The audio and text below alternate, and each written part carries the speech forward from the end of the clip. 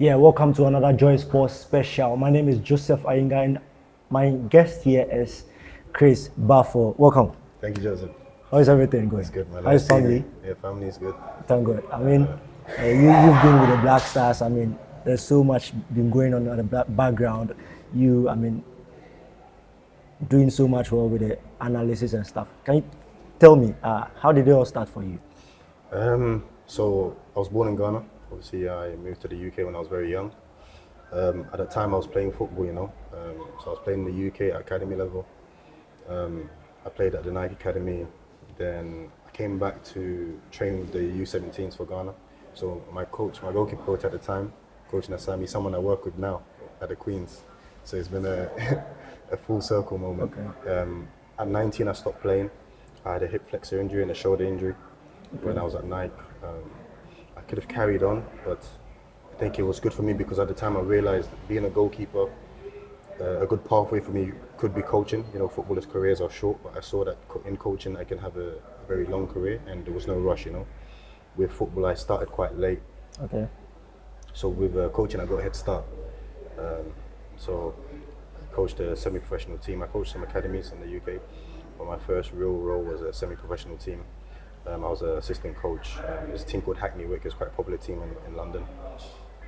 So in that role as an assistant, I didn't know much about analysis, but I used to take notes of moments in the game. So let's say if I see something happen, I'll write 5 minutes, this will happen. When I get the video back, I can maybe look at the moment, Or even if I don't have the video, because sometimes matches weren't recorded, if I don't have the video, I can write the moment down and know that in the next training session is something we need to work on. And then I came across analysis courses, and I realized, oh wow, this is something I'm already doing, but I can use technology, I can use video and data. So I studied that. I've done some freelance work with professional footballers. I've done some bits with the clubs that I was working at. I coached in Scotland, so I was head coach in Scotland from semi-pro. I went to Scotland, and I implemented some analysis into my work. So it was good that I had an analysis background when I was an assistant and when I studied the course as well. And then from there, I had an opportunity with Ghana. They called me, asked if I was ready. So I came in, I met the team in Algeria for the first tournament I had. This was with the local Black Stars. But before then, did you see yourself working in the Ghanaian space? Yeah, I always wanted to work with Ghana, always. I loved Ghana. When I was playing, I wanted to play for Ghana, obviously, so I came to the U17s. Okay. I was quite young, I was 15 at the time, so it was difficult for me to get into the squad, and to be honest, I had a lot to learn. Okay. Yeah, so sorry about that. Oh, don't worry. But how has your Ghanaian background shaped your coaching career? Yeah, so again, I love Ghana, I always wanted to work for Ghana and play for Ghana. I couldn't play for Ghana, so I think being Ghanaian, I saw the best way to get into the system was through analysis, So part of my motivation to be an analyst, to study the courses, was because I knew there was a pathway. Like analysis is quite popular in the UK where I live, but I know in Africa it wasn't so popular, especially the time I was learning. Yeah. So my end goal was, of course, to coach, to get in a coaching role, but I saw analysis as a pathway. And I think being Ghanaian, I know what we're like.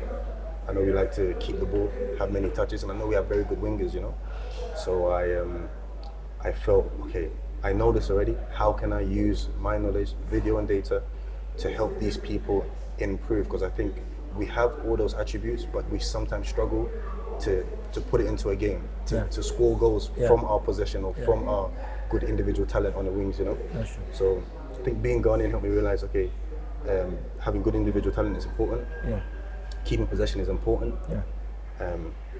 But you can be the best team. You can be even better if you can learn how to put this into an outcome, into an end goal, into achieving a result, into scoring more goals. So having that background definitely helped me in analysis for sure. Yeah, I mean, you've spoken about how it started for you, how you started taking notes and all that. But tell me, what video analysis tool do you mostly rely on or use? There's a lot available. So in my role as an analyst with the national team, I sometimes help write the courses. Okay. So I think the FA's been working on the CAF A license. Okay. And I helped out with the analysis module, so the analysis segment of the A license. So there's a lot of tools available. I don't want to be biased, but the ones we use is Huddle Sports Code. Okay. It's used across most professional teams. We have an agreement with them. But there's many tools you can use. It's very expensive, so normally you have to be a club. Normally clubs can afford it. Individuals is difficult. But I use Tactic Pro, Tactic Advanced, for telestrations.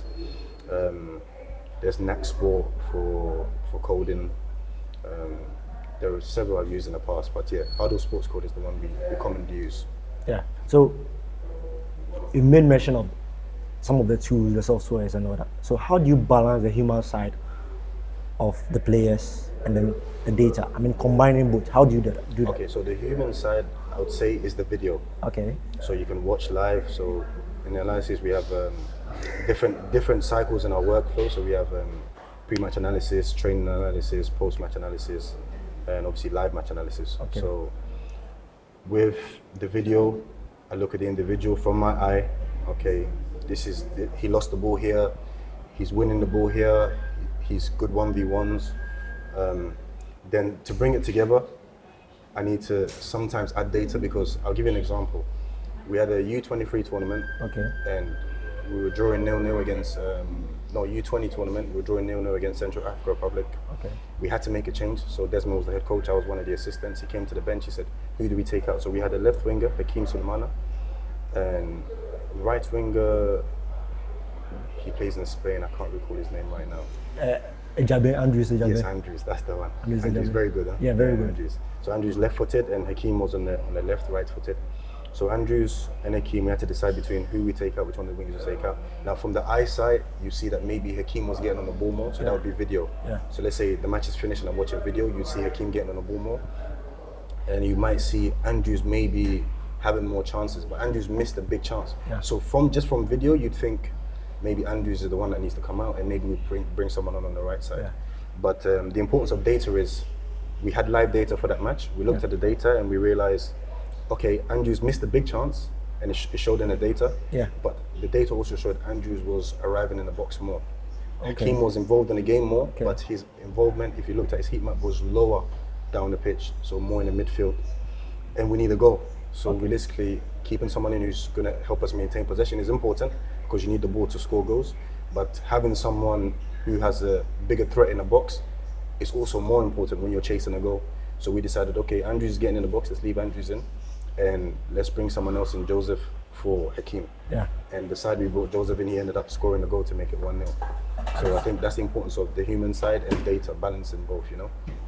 That's an excellent and brilliant submission. I mean, people have made so much argument about the fact that the data doesn't really reflect on the players. I mean, sometimes data is used to, blind the not ordinary football fan. But I mean, here you are answering questions on that. Yeah, Ghana's most recent achievement with the U20 was during the African Games. Yeah. Tell me your role in that. I saw you on the behind the scenes and all that. Tell me your role. So All African Games was my first experience with the U20s. Okay. I was an analyst. I had just come from, I think we had Olympic qualifiers with the women's team, the Queens. We played against Zambia. So I came back from Zambia straight with the U20s, joined them. I wasn't with them for much of the preparation, but Desmond is someone who, he's a pro licensed coach, and I've worked with a lot of pro licensed coach. I know what their habits are like, and with pro licensed coach, they want you to do your work. That's it. So as soon as I came in camp, they played the game. We recorded the game, and we had to do a post-match analysis. Same day, you know. So it was my introduction to the team. First meeting with the team, I was doing a meeting with them, went through some of the topics. Good feedback. The players were very professional, and at that time I think we had a very good couple of players, because they had trained together in Pram for like a very long time, you know, it's 5-6 months. So started off, done the analysis post-match, and then we got used to the work cycle. So I was going to do pre-match, I was going to do live match, I was going to do post-match. So pre-match, I would look at the opposition, prepare the clips, and again, Desmond is a pro licensed coach, so he just trusted me to do my job. You know, he give me some direction and just expects me to prepare everything as it should be. So I took charge of that, prepared the analysis for the opposition. So we looked at everyone we're going to play against. We'd normally watch around 5 matches of the opposition. We'll look at how they build up, so in possession, how they attack, so finishing the attack in the final third, forward runs, box positions. Do they have more shots? Do they make more crosses into the box? How many players they attack? Do they always make the same runs? Then we look out of possession, how they press, their initial structure, how they defend, how they normally come to defend their final third, defend the penalty box. We look at transitions when they win the ball back in the defensive third, how they maybe make forward runs and attack when they win the ball in midfield, how they maybe keep possession, or do they try to just go in behind straight away. Then we look at defensive transitions, the moment where they lose the ball, how do they react? Do they counter press or do they drop into a low block? And then our objective is to look at that, yes, not just to look at it for the sake of it, but then to study where spaces are and where the weaknesses are and how we can exploit it, you know. So we've done that for the pre-match, we do that for the live match, so I always give feedback to the bench. And at Crossball Stadium sometimes, I think especially for the final, Yeah, final I game remember. we played, It was crazy. it was so loud, so it was like, I think sometimes I just took off the headphones. Yeah, very crazy. Because I'm speaking to them, I'm shouting at the bench. They can't hear nothing The I'm sound saying. in the stadium was very deaf. Oh, you were saying that again, yeah. huh? So they couldn't hear nothing I was saying. Yeah, So yeah. with that, I think having analysis, helping them with the analysis definitely contributed to our success. But they had a very good couple of players Okay, anyways, so I think it was just a compliment, you know. Okay.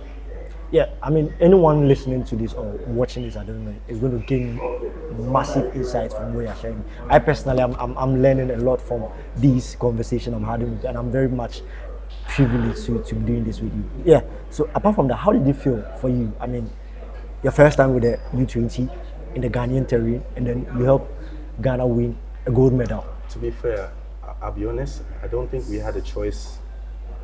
I think everywhere we went, they were like host and win, host and win. So we didn't have a choice, we had to win, you know. So we felt the pressure, but we loved the pressure because we were home, we want to show what we can do. And again, Desmond had spent a lot of time with the players, so we trusted them. Okay. And I could see from the video why he trusted them. The team was very good. So it was a special feeling because the week after we played, we went to Legon, we had a parade. The week after, everywhere we go, I was with Desmond, everywhere we go, Kochi, Kochi. So it was a proud moment. I saw that Ghanaians really love football.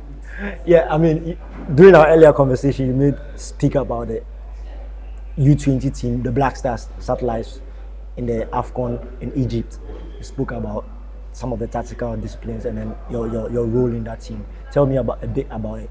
At the AFCON? Yeah, at the AFCON. Tell me the potential that team had. Okay, so at the AFCON, I was an analyst, but I had more of an assistant role. Okay. Yeah, and that team was very good because we had players that we had from the All African Games. Okay. And most of them at that time were playing in Europe. There were a few players we couldn't get back, like Nana Kwame Boache, very good centre back, solid player. But we had most of our core players. Aaron Essel, he ended up representing the Black Stars when they played in London. Yeah. Yeah, so we had a good The group of Unity players Cup. in the Unity Cup. If you look at the stats for that tournament, Ghana was top. Highest amount of possession, most ball recoveries, was so intense with our press. And I think of all the national teams, that was probably one of the best pressing teams. The Queens are very good at it as well. I think the Queens, for me, maybe I'm being biased, but the Queens for me are one of our best ever teams. But the U20s were so good at pressing. All our metrics were good. And all these metrics could be attributed to your role in the team? No. Reading the metrics, yes, it's my job to read the metrics. Okay. But the metrics is a reflection of what the players are doing. Okay. Do you get it? And if it's something they're doing well already, we try to just show it to them so they can do it even better. And I think when we played Senegal, we showed them the post-match analysis. I believe we showed them how well they press, you know. Okay. Because we were top rankings for passes per defensive action. That means the amount of passes you allowed your position before you make a defensive action. So that shows how well a team presses. So we were top for that ranking, and that's something to be proud of, because if your pressing is so good, you create maybe 30% more chances than you would just from building up and trying to score. Recovering the ball in the final third and trying to score is probably an extra 30 goals that you can have, you know. Sorry, an extra 30% of goals that you can have. So yeah, we're very impressed. The metrics were good, and that team has very good potential, very big potential. Yeah, I'm loving it. I'm loving the database of all this. So, I mean, in that team, could you list five players whom you've worked with? I mean, from your experience with them and the use of your data and analysis, that you can pinpoint and say they could one day represent the Black Stars. Because for now, it looks more like it's been a big... Well, 3 of them already have. So Jerry Afriye, Abdulaziz Issa, and Aaron Issel. So all 3 of them have represented the Black Stars already. It's just left the rest to get more game time. I think the only difference between the ones that represented the Black Stars and the ones that haven't is maybe game time with their senior national teams. Okay. In terms of talent, all of them are talented. All of them are different positions. The Black Stars might need a right back. They might be able to go into the team and get right back. They might need a centre midfield. They might be able to go get centre midfield, who no one's probably ever heard of, you know? Yeah. Like we had a player that came out of nowhere. He joined us for the first time, Joseph Edu. Very good midfielder. But even when he came, the first training session we saw him, Desmond trusted him. Desmond knew him already, but I was surprised. I called him Gaffer. I'm like, Gaffer, where'd you get this guy from? He was that good, crazy. you know? Yeah.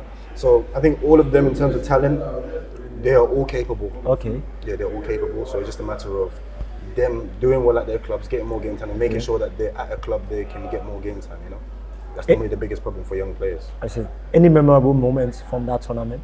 From the U20s. Yeah, in Egypt. Yeah. Beating Senegal. Okay. Yeah, because Desmond has a thing with Senegal, you know, very good. He likes them because he speaks French, you know. Okay. And Senegal are a very good team. Yeah. Good academy. They won the U17s, won the U20s, and we were motivated to face them. Like we thought they were our biggest opponents, and they were. But the game plan that he came with, he surprised me as an assistant because I was speaking very highly of him because he's a good coach, you know. He surprised me as an assistant because normally when we press, we don't go man for man.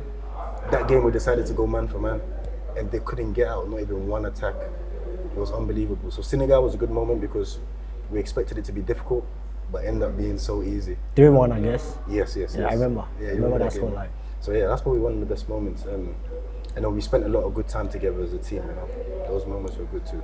Yeah, I mean, you've had a stint with Ghana's Division 2 side, Division 1, Rosbach. Yeah. Tell me a bit about how that happened. Came about. So again, working with the national team, and Midiama had a friendly in the USA against DC United. They needed an analyst or an assistant to join them, so I joined the team in the USA. Played a friendly. They came back. They were coming to play Champions League. Yeah. The team owner called me.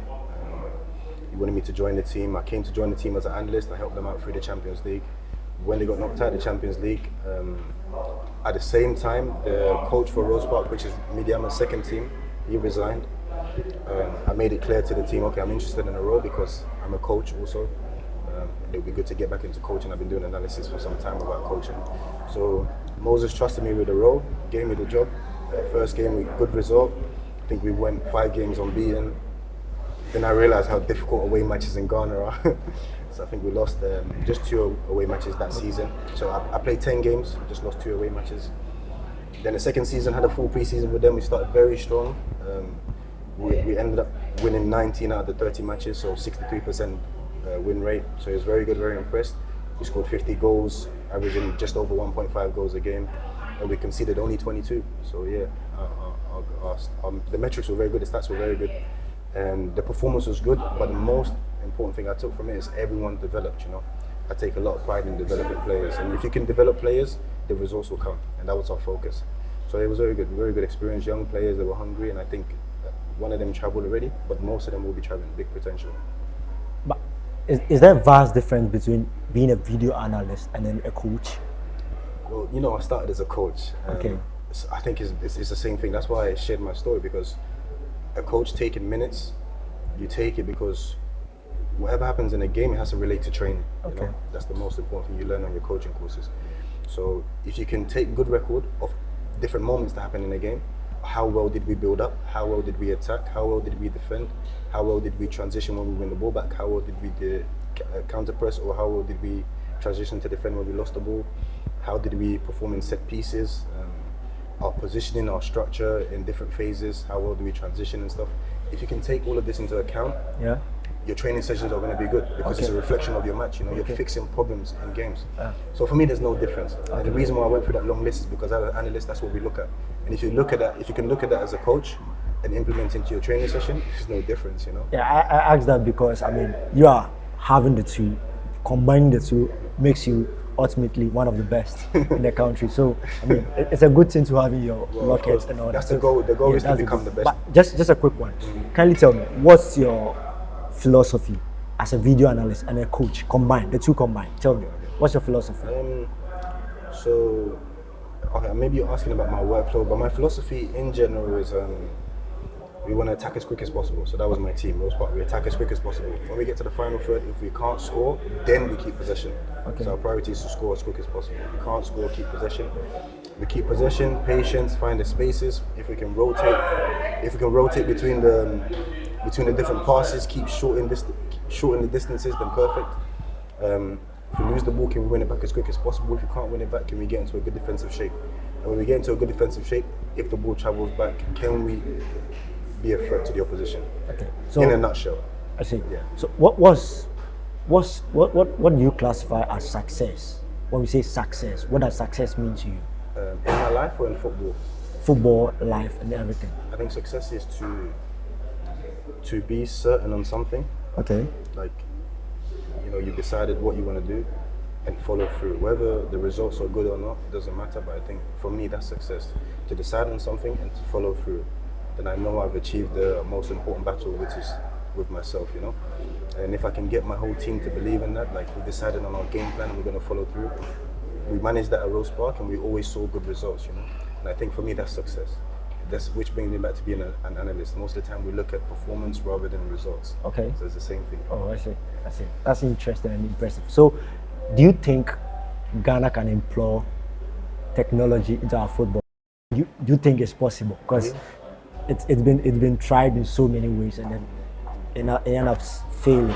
Do you think it can succeed in Ghanaian I'll football? share with you a secret. So the English Premier League, normally they get live data, live stats. Okay. If you see the highlights, they normally, or even at halftime, they'll tell you how much possession every team has had.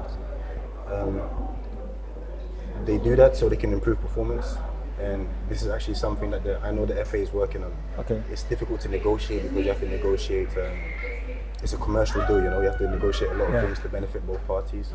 And it takes a lot of work because you have to provide a video to them and they'll give us the data back. But it's definitely something the FA is working on. And if we can implement this and then teach the coaches at the various teams how to use this information, then we could be a different level because the talent, we have it, We have the talent, everyone wants our talent. People speak so highly of Ghanaian players everywhere I go. So if we can add this, then we'll produce players at Premier League clubs the same way that Right to Dream is producing players. Okay. And finally, what legacy do you hope to leave as a young coach and a video analyst in Ghana? What legacy I leave, I don't know. But the only thing I can focus on is the work that I'm doing, So if I can carry on working hard, and for me, I feel like I'm just at like 20% of my capabilities. I think there's so much more to give. So once we get there, let's see. That's for the people to decide. But for me, I just want to focus on my work, I see. Just to conclude and summarize all this, is there something you wish to tell your viewers and probably people who might have come across you for the first time through this video? Do you wish to tell them something? Look into the camera and tell them. Okay, so I'm Chris Baffour, Christian Baffour, could talk about short Chris Baffour. I'm an analyst with the FA. I'm also a coach. My pathway has been with the national teams. I work with the various different national teams. For me, I love Ghana. I hope we can improve in all the various national teams we have. But it's going to be a lot of work and contributions from everyone, commitment from everyone, and support from everyone. And I think everyone can do their part. The players can do their part by making sure they work as hard as they can. The coaches can make sure they help develop everyone, the best talent for the national teams.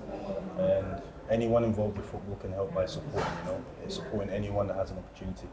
But for me, I just want to be better and hopefully I can bring everyone along with me. Thank you. Thank you so much, Chris. Thank you so much. Thank you for doing this with me. And hopefully everything goes well as planned. I wish you all the best. Thank you. I appreciate it. Sure.